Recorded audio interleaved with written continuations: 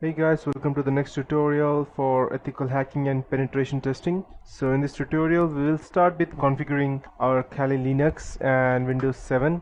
So Windows 7 is almost started and this is our Kali Linux. This is the recovery mode. If due to some reason you have done some mistake and your Kali Linux is not working, then you can go and choose the recovery mode, but I will be choosing this right now, and I'll just go ahead and maximize it to show you how it looks like.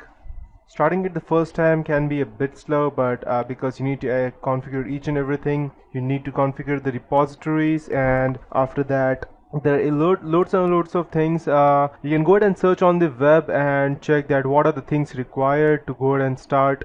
What are the things required, the first 20 things that you need to do after installing Kali Linux, and you will get specific things. So you can go ahead and configure these things as per your request. So this is the first time you start, you will get something like this, and the username will always be root unless you have assigned any user. So root means you are the owner of this operating system, and then password would be the password which you have set. Once you have started, it will look something like this. And trust me guys, this is way too different from Windows 7, so or even Macintosh. So if you think that just because you know Windows 7 or Macintosh you may know what this is, then you're wrong guys. So I'll just go ahead and configure this. First I'll make the screen a bit bigger, and by the time it starts, let me check if my Windows 7, okay, it is almost completing installation. Perfect. And let me check the display. Okay, I think I can go ahead and use this one. This would be perfect. Okay, great. Perfect. Keep this configuration. Okay, so the first thing that I need to do after installing this would be the installation of VMware. So you can go ahead on the left hand side, right click on Kali Linux and select install VMware tools.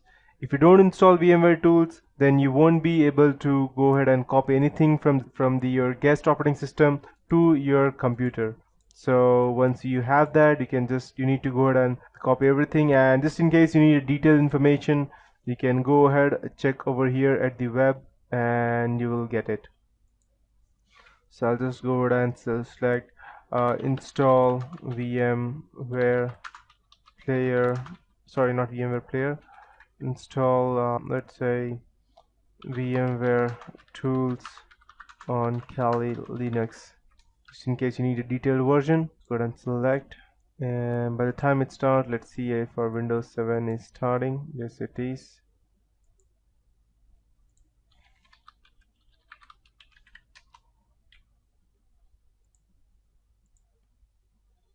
And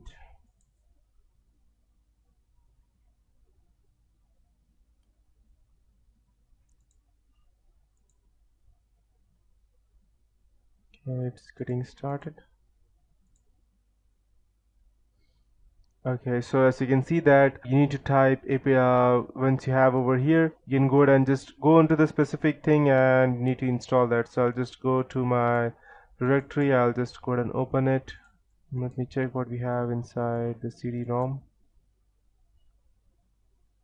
Okay. Okay, why is it that I can't see anything? Let me check. Okay, so our Windows 7 has started, so I'll just type test user, it would be the name, and let's say I'll got the same password, and perfect. No, perfect, whatever it is, home network. No, let me check. I'll just go down and try to remount it. Let's see if I get something over here. Okay, Kali Live. No, I'll just eject. Let me check if I still have it over here. Okay, yeah, this is the reason. So I'll just go ahead and I have to remove that. So by the time, I'll just go ahead and install the VMware tools. Okay, perfect, we have it over here. So I'll just go ahead and you need to copy it and paste it in the home directory, and your home directory will be over here. I'll just go ahead and open the sidebar. So we have the home over here. I'll just go ahead and paste it over here. So once you have it, I'll just check by the time. Skip. Okay.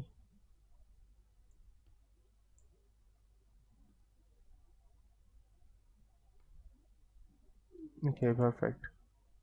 Okay, so yeah, that will happen. Okay, so we will start with configuring this, and once you have copied it, just go ahead, open on your terminal, and I assume that you have no knowledge of. I will be assuming that you don't have any knowledge of using Linux prior to this tutorial. So I'll just go ahead and let you guys know the basic commands that you would be needing would be cd, that we would be to change directory. The next thing would be ls, that would be to view everything or in which directory you are. If you were to go ahead and type control z, that means to break you out of that specific loop, and cancel. Perfect. Okay. And if you have, let's say, cp, that means to copy any specific thing. So I'll go ahead and check where I am like right now. So ls, that means I am on desktop, I am inside home. And if you enter pwd, that means it will show you where you are. Root means you are at your home. So I'll just go ahead and type chmod plus x and vmware. Perfect. And yeah, I think my Windows 7 has started. Okay, perfect. So before let me just go ahead and change its resolution. Okay, let's be the same. Okay, perfect. I'll just shut this down, and just before I go ahead and close this, make sure that you go ahead and turn off the Windows Defender, because we don't want that open. If you actually keep it open, then it would be something that we would need to go ahead and close it down. Okay, it's already disabled by default. Fine, no problem. Okay, never mind, it's already closed, so I'll just go ahead and shut this down, since as of now we won't be needing that. We need to go ahead and configure our Kali Linux. Okay, so back to Kali. I'll just go ahead and what I did over here, chmod, that means take control of take root permissions to go ahead and modify or access this VMware tools. And now I'll type tar-xf space vmware tools.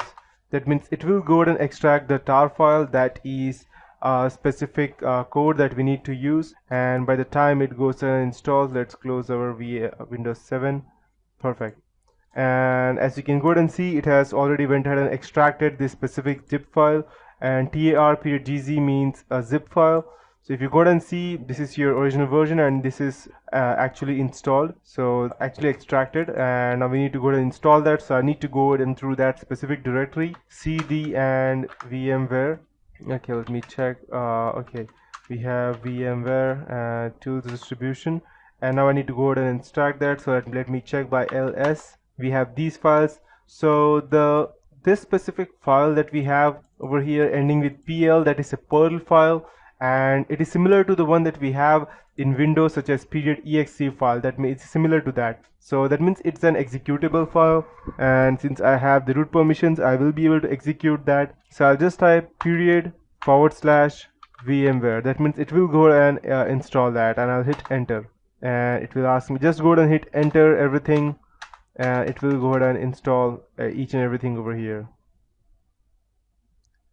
So yes, no, yes, whatever it asks you, just go ahead and keep hitting enter. Doesn't matter what it's asking, because it will straight away go ahead and install all the necessary things.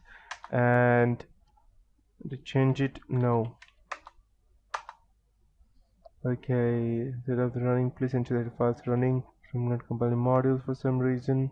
The distribution, okay. No. It will take a bit of time for it to go ahead and get installed, and perfect.